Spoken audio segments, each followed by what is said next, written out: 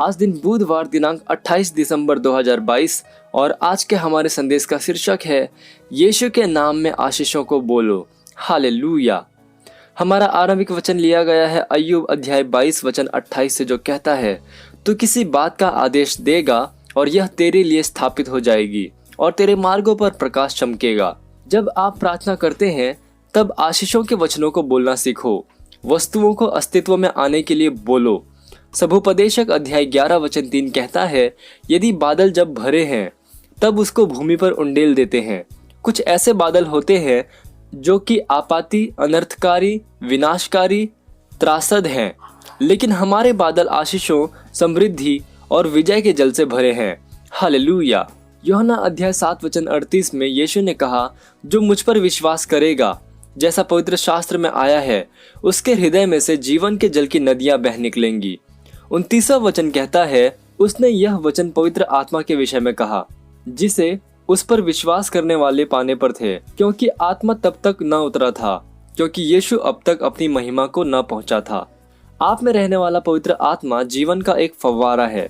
इसलिए जैसे ही आप बोलते हैं वैसे ही जीवन और आशीषों की एक धारा बहती है। एक उमड़न होता है, हमेशा आशीषों को बोलो, अर्थात ऐसे शब्द जो शैतान की योजनाओं को निष्फल करते हैं। यहाँ तक कि अभी अपने देश, आपके शहर, अपने जीवन या किसी भी वस्तु के विषय में एक आदेश दो और यह आपके लिए स्थापित कर दी जाएगी। अय्यूब अध्याय 22 वचन 28 में आप पढ़ सकते हैं और सभोपदेशक अध्याय 8 वचन 4 में आप पढ़ सकते हैं। याद रखो कि सत्यनिष्ठ की आशीष से नगर की बढ़ती होती है। नीति वचन अध्याय 11 वचन 11 में आप पढ़ सकते हैं। किसी भी व्यक्ति, वस्तु, किसी भी शहर या देश के ऊपर आशीषों को बोलना धन्यवाद देने के साथ किया जा सकता है। इसलिए धन्यवाद दो, जैसा कि वचन हमें पहला तीमुथियुस अध्याय 2 वचन 1 से लेकर 2 में चेताता है।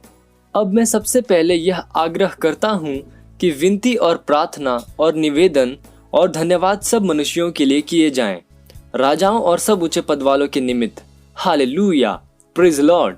यह समय है प्रार्थना का। आप जहाँ कहीं पे भी हैं, अपने पवित्र हाथों को उठाकर मेरे साथ ही प्रार्थना कर सकते हैं। बोलिए, प्यारे पिता, मैं आपका धन्यवाद देता हूँ महिमामय सुसमाचार के प्रकाश के लिए, जो कि विश्व के सभी देशों में निरंतर चमकता है। चिन्ह और आश्चर्य कर्म हो रहे हैं जैसे ही सुसमाचार का प्रचार किया जाता है।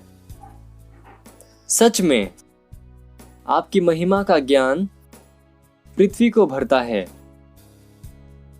जैसा कि पानी समुद्र को भरता है। यीशु के नाम में आमीन।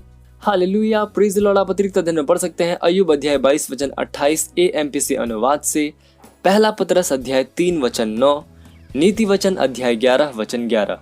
आप एक वर्षीय बाइबल अध्ययन योजना में पढ़ सकते हैं प्रकाशित वाक्य अध्याय 19 वचन 11 से लेकर 21 और जकरिया अध्याय 9 से लेकर 10।